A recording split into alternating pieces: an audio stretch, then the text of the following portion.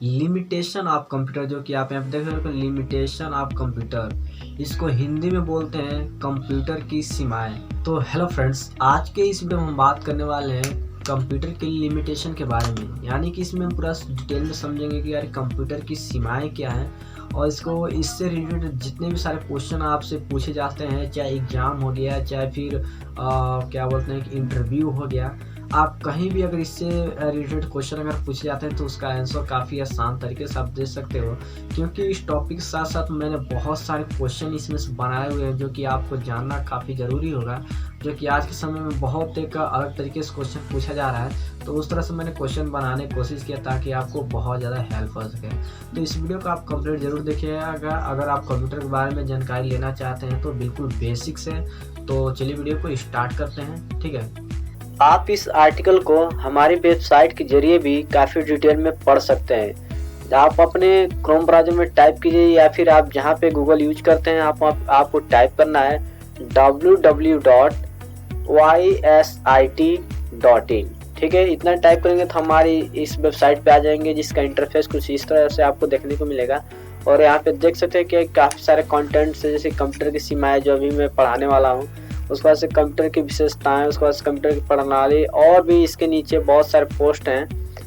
ठीक है, उसके बाद से इसको कैसे पढ़ेंगे, जैसे आप यहाँ पे तो जैसे क्लिक करेंगे तो आपके सामने कुछ इस तरह का इंटरफेस आ जाएगा। यहाँ पे पूरा खुल के आ जाएगा डिटेल में, और इसको थोड़ा सा नीचे करेंगे तो यहाँ पे आप देख सकते हैं कि पूरा मैंने इसमें डिटेल में बताया हुआ है। फिर से यहाँ पे थोड़ा सा नीचे अगर आप जाएंगे तो यहाँ पे देखते हैं कि जितने भी, जैसे कि टॉपिक है हमारा बुद्धिमत्ता की कमी, तो यहाँ पे इसके कुछ कंटेंट है। उसके बाद इस टॉपिक से किस प्रकार से क्वेश्चन पूछे जाते हैं, यहाँ पे बहुत सारे क्वेश्चन मैंने यहाँ पे दिया है ताकि आपको एक अच्छे तरीके से समझ में आ जाए। और एक क्वेश्चन मैंने इसलिए दिया है कि आप एक ही टॉपिक को पढ़िए, लेकिन आप एक अच्छे तरीके से पढ़िए।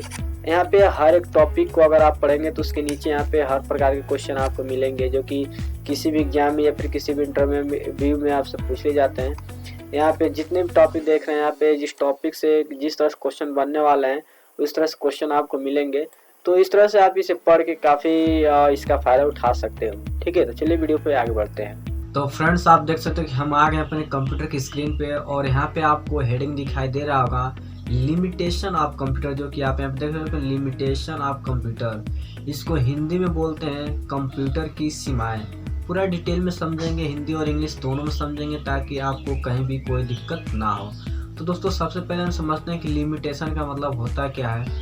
तो मैं आपको बताना चाहूँगा कि लिमिटेशन का मतलब होता है कि जैसे कि हमारे अंदर किसी कार्य करने की एक लिमिट होती है कि हम इतना टाइम तक कोई कार्य कर सकते हैं, ठीक है, या फिर इतना टाइम तक हम कोई पढ़ाई कर सकते हैं।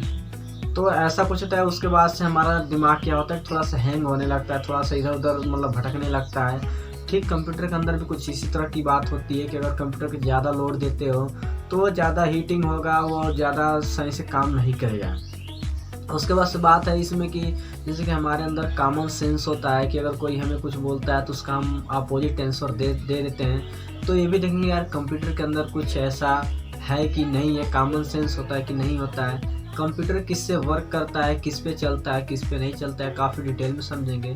तो आप यहाँ देख सकते हो कि जो हमारा पहला पॉइंट है वो है लैक ऑफ इंटेलिजेंस, यानी इसको हिंदी में बात करें तो बुद्धिमत्ता की कमी इसको बोलते हैं, यानी कि बुद्धि की कमी। कंप्यूटर को अगर यहाँ पे बात करें, जैसे कि लिखा है computer have not intelligence mind, तो यहाँ का है कंप्यूटर के पास किसी प्रकार का इंटेलिजेंस माइंड नहीं होता है। इंटेलिजेंस माइंड का मतलब कि जैसे कि हम कोई वर्क आपको, कोई क्वेश्चन आपको दे दें तो आप तुरंत उसको ऑटोमेटिकली अगर आप उसको कर देते हो बिना देखे बिना कुछ किए, तो वो है आपका इंटेलिजेंस हो जाएगा।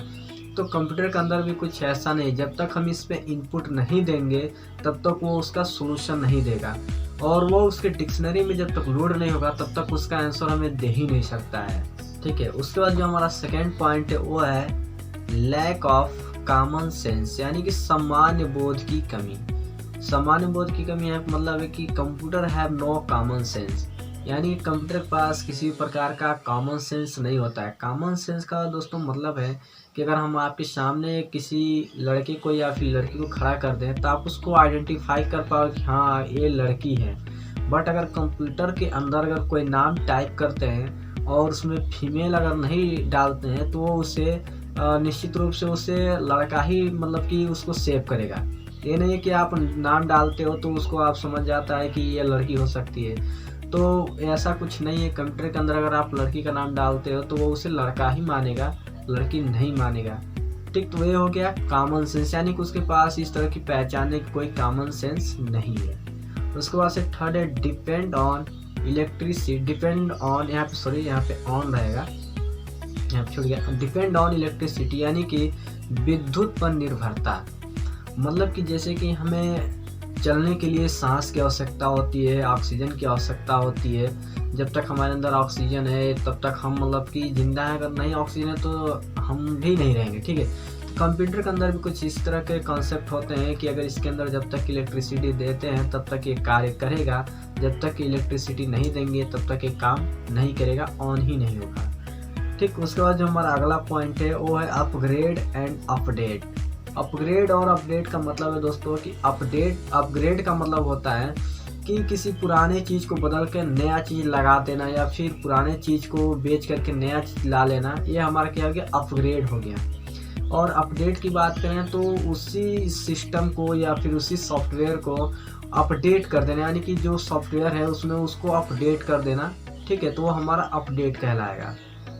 उसके बाद से यहाँ पे कहा भी गया है कि कंप्यूटर आर अपग्रेडेबल मशीन, यानी कि कंप्यूटर एक अपग्रेडेबल मशीन है, उसको हम अपग्रेड कर सकते हैं। उसके बाद से वायरस थ्रेट, वायरस यानी खतरा।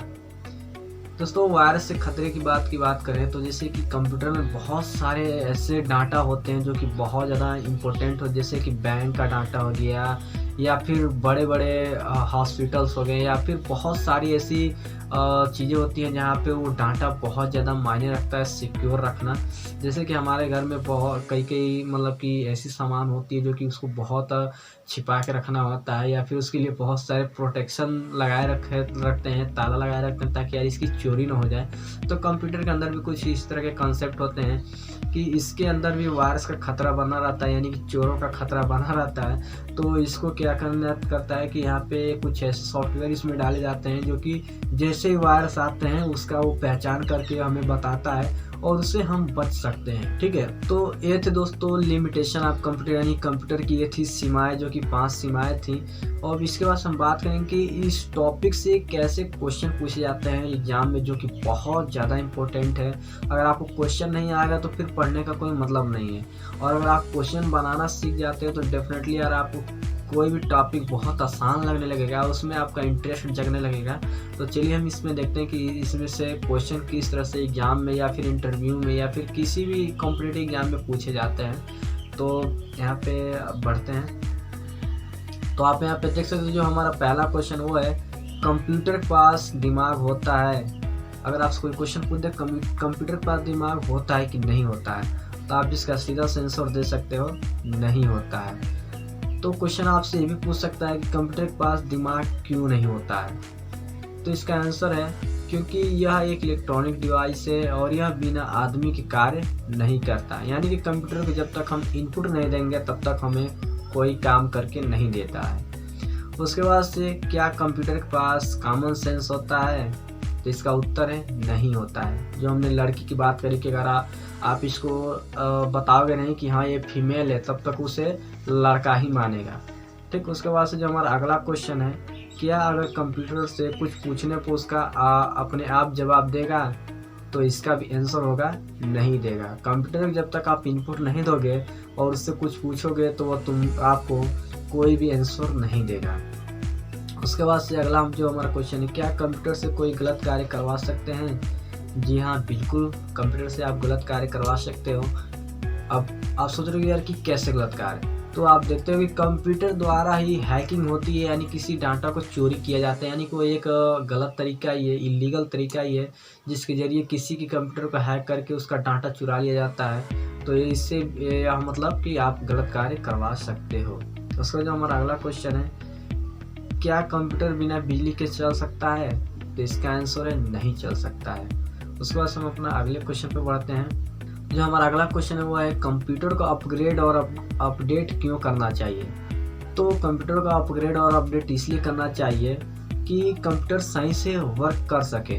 अब यहाँ पे कम अपग्रेड और अपडेट का मतलब क्या है दोस्तों, जैसे कि कोई सॉफ्टवेयर होता है उसमें चेंजेस होते रहते हैं, टाइम टू टाइम चेंजेस होते रहते हैं। अगर उसको अपडेट नहीं करेंगे तो वो पुरानी ही चीज़ उसमें रहेगी और उसमें जब भी हम कोई कार्य करेंगे तो वो सही से वर्क नहीं करेगा। जैसे कि हमें अगर नई चीज़ के बारे में अगर हम नहीं पढ़ेंगे तो हमें यानी कि कुछ नहीं पता रहेगा और हम एग्ज़ाम में फेल हो जाएंगे। तो हमें भी नए चीज़ पढ़ने की आवश्यकता होती है, नई जानकारी लेने की आवश्यकता होती है, जो कि आने वाले समय में हम उसका यूज करके अपना बेनिफिट उठा सकें। तो ये एक तरीके से आगे अपडेट या अपग्रेड कह सकते हो। उसके बाद जो हमारा 8वां क्वेश्चन है, अगर कंप्यूटर का अपग्रेड या अपडेट नहीं करेंगे तो क्या समस्या होगी? कंप्यूटर सही से कार्य नहीं करेगा। तो ये तो दोस्तों काफ़ी सारे इम्पोर्टेंट क्वेश्चन जो कि बार बार किसी भी एग्जाम में पूछ लिए जाते हैं, जो कि जानना आपको काफ़ी ज़रूरी होता है। तो फ्रेंड्स, ये वीडियो आपको अगर अच्छा लगा होगा तो प्लीज़ इस वीडियो को एक लाइक ज़रूर करें और चैनल पर पहली बार आया तो चैनल को सब्सक्राइब करके बेल आइकन को दबा दीजिए, ताकि हमारे आने वाली और वीडियो की नोटिफिकेशन आपको मिलती रहेगी। क्योंकि मैं अपने चैनल पे अब इसी तरह के वीडियो लाने वाला हूँ जो कि बहुत ज़्यादा आपको हेल्प करेगा, ठीक है। और इस वीडियो को ज़्यादा से ज़्यादा शेयर कीजिए अपने दोस्तों के साथ, ताकि उनको भी ये जानकारी प्राप्त हो सके। और इस वीडियो से रिलेटेड अगर आपके पास किसी प्रकार का क्वेश्चन है तो प्लीज़ कमेंट करके ज़रूर बताएं, मैं उसका रिप्लाई ज़रूर दूंगा। तो फ्रेंड्स, मिलते हैं आपसे एक और नई वीडियो में। तो जय हिंद, वंदे मातरम।